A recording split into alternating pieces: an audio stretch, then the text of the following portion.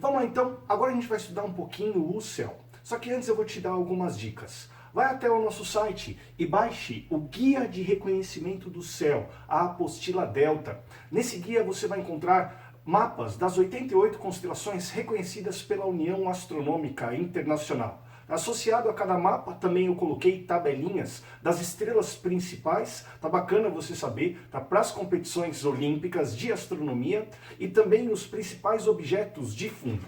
Beleza, tá, hoje eu vou trabalhar com vocês um programinha que é o Stellarium, tá, que você pode baixar de forma gratuita na internet, super fácil de encontrar. Também vou deixar aqui a dica de um aplicativo, que é o SkyMap. Facinho de mexer, tá facinho de entender o que ele faz. Só que o SkyMap ele só está disponível para o sistema Android. Aqui o equivalente ao SkyMap é o StarChat. Está disponível para iOS. Tá, vamos aí começar a estudar a nossa primeira regiãozinha do céu? Vai lá, vamos começar. Alguns historiadores acreditam que foram os antigos pastores da Mesopotâmia os primeiros a tentar observar o céu com espírito prático. Foram esses pastores que perceberam que as estrelas guardam entre si as mesmas distâncias aparentes e que o panorama do céu é sempre o mesmo, variando apenas com o decorrer dos meses. Os pastores perceberam que na época das chuvas surgia no horizonte um determinado grupo de estrelas. Outras estrelas só eram vistas quando chegava o frio ou a neve, o que ajudava a identificar o período correto para plantar e colher. Associaram então os agrupamentos das estrelas às estações do ano. Então, o que eu quero que você perceba aqui é que à medida que as horas passam, as distâncias angulares entre as estrelas não se alteram. Eu estou usando como exemplo um céu característico do verão aqui em São Paulo. Eu tenho essa constelação, que é chamada constelação de Órion, identificada pelas Três Marias. Vou marcar aqui a distância angular entre duas estrelas e o que eu quero que você perceba que à medida que as horas passam, devido ao movimento de rotação da Terra, isso vai causar um deslocamento aparente do céu, as estrelas elas se deslocam, mas com a distância angular fixa entre elas. Isso ajuda muito na hora de organizar as estrelas. As estrelas não ficam dançando de um lado para o outro. Existem alguns astros que se deslocam no céu, que são os planetas. É isso que significa planeta. Aquilo que caminha no céu, é errante. Enquanto as estrelas caminham juntas, os planetas eles andam entre as estrelas. São 5 planetas visíveis a olho nu: Mercúrio, Vênus, Marte, Júpiter e Saturno. Esses astros sim andam entre as estrelas, mas as estrelas permanecem com as suas distâncias angulares fixas. Isso daí é muito importante. Guardar algumas constelações acabava se tornando útil tanto para atividades agrícolas, para você saber o momento correto de plantar e colher, como para atividades náuticas. O período das navegações usaram muito as estrelas como formas de se deslocar nos oceanos. E criar uma maneira de reconhecer e memorizar as estrelas se tornava indispensável. Foi assim que surgiu a ideia em reunir as estrelas em grupos aparentes, que são chamadas de constelações. As constelações imitam figuras de pessoas, animais, objetos que eram associados a mitos e lendas muito populares na época.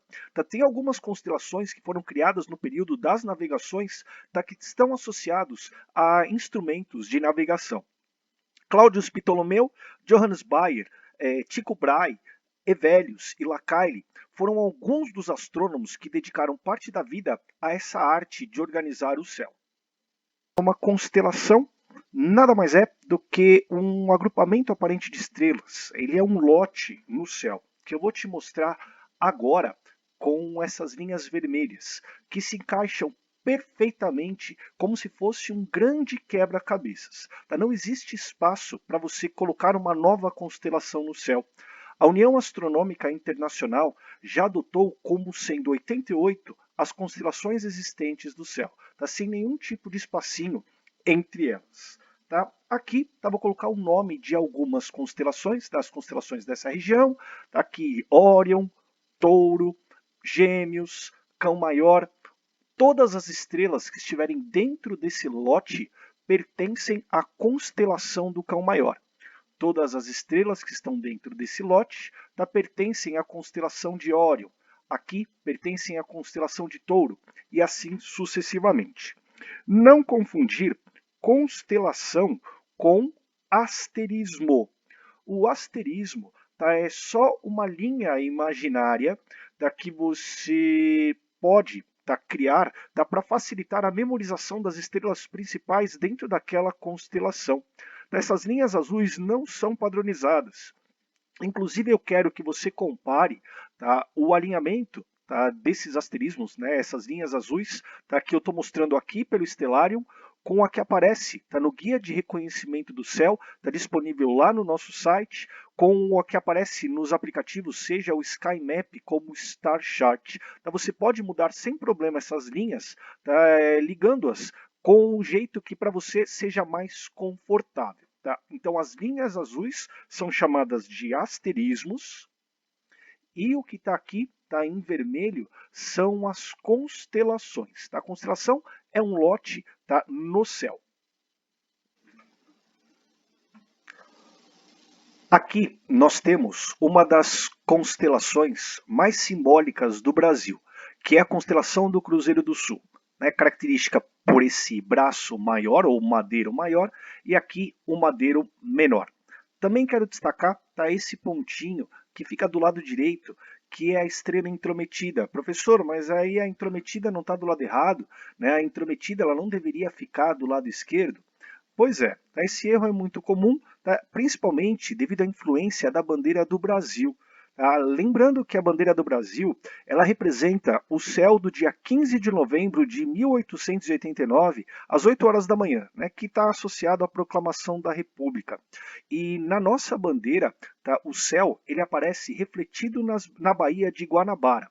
Então, lembra que o verde são as matas, o amarelo é o ouro, o azul são as águas. Então, o que a gente tem é o céu refletido nas águas, e aí as constelações acabam aparecendo espelhadas na bandeira do Brasil. Aqui a gente está vendo o céu natural, ou seja, sem espelhamento.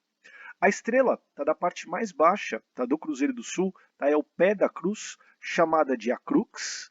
Aqui eu tenho a estrela Mimosa.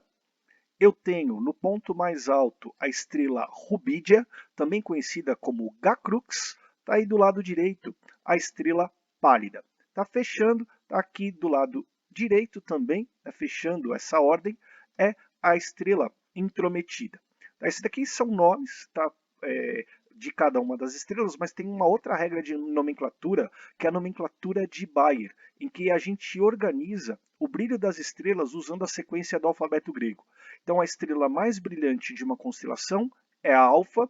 Aqui no caso, se usa o genitivo Crucis, então a Crux também é conhecida como Alpha Crucis, depois vem Mimosa, a Beta Crucis, porque ela é a segunda em brilho dentro da constelação, Gacrux, Gamma Crucis, depois vem Pálida com Delta Crucis, Delta Crucis, intrometida com Epsilon Crucis.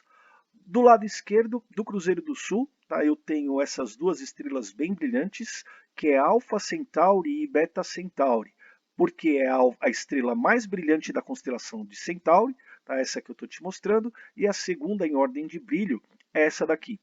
Alpha Centauri também é conhecida como Rigel Kentaurus. Beta Centauri também é conhecida como Radar. Para um olhar atento para essa região, a gente destaca essa manchinha. Essa manchinha ela é um aglomerado globular. É o aglomerado globular de Ômega Centauri. Então, o aglomerado globular são estrelas que possuem sim atração gravitacional e elas se organizam de forma globular.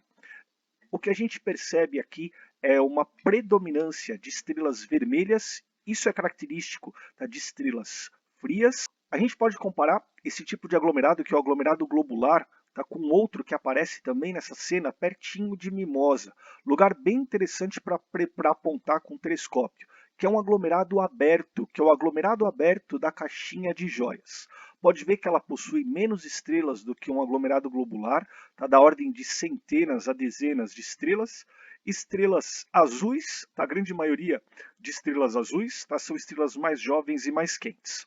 Nessa região também quero destacar, tá, esse pontinho bem brilhante, que faz parte da constelação da Quilha, que é Mia Placitus. Não confundir o Cruzeiro do Sul, tá, com essas 4 estrelas, que elas formam o asterismo da Falsa Cruz. A Falsa Cruz, ela não é uma constelação, tá? Ela é a junção de 2 constelações. As 2 estrelas dessa parte de cima da Falsa Cruz pertencem à Vela, tá? E 2 das estrelas da Falsa Cruz, tá, junto com Mia Placitus, fazem parte da constelação da Quilha.